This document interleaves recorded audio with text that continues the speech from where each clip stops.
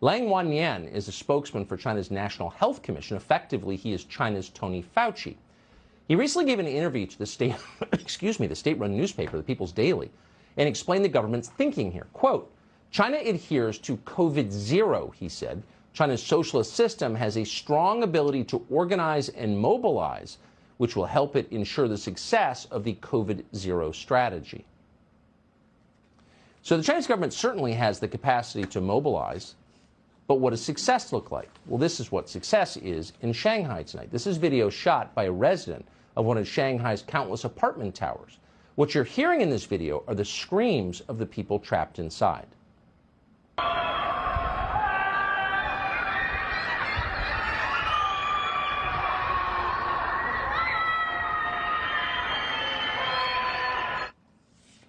Has there ever been a clearer picture of what hell is like?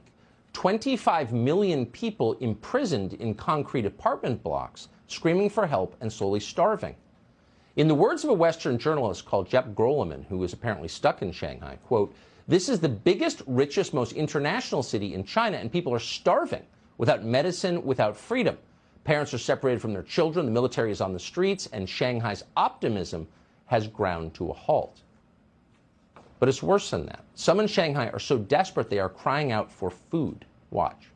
And people are complaining that stores have run out of food and it's nearly impossible to schedule deliveries because couriers can't keep up with the demand.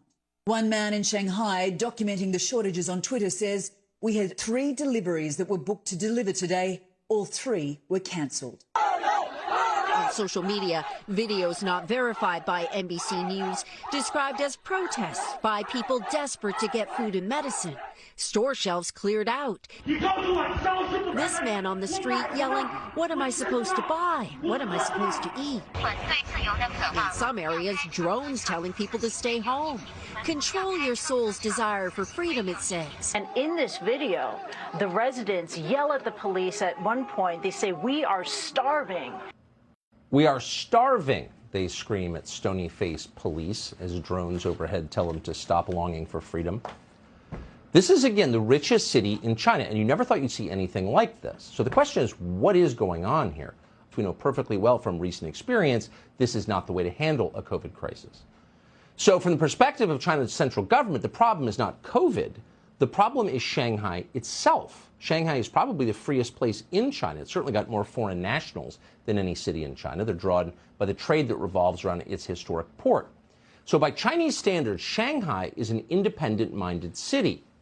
And that's the problem. For authoritarians, independent-mindedness is the main threat.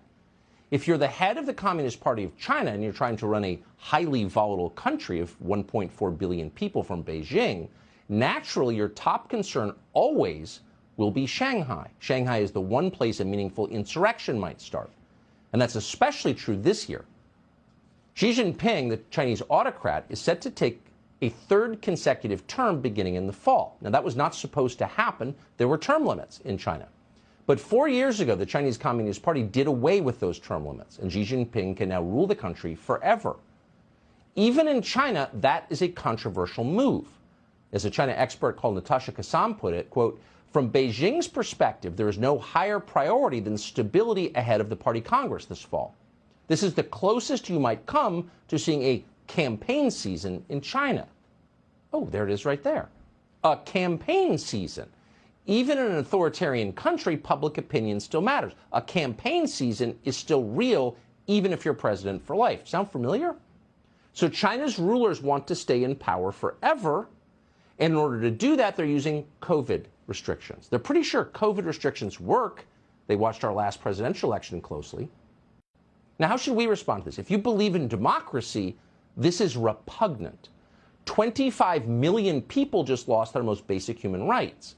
So the question is anyone in the Biden administration, which is constantly lecturing us about democracy and human rights, said anything about this?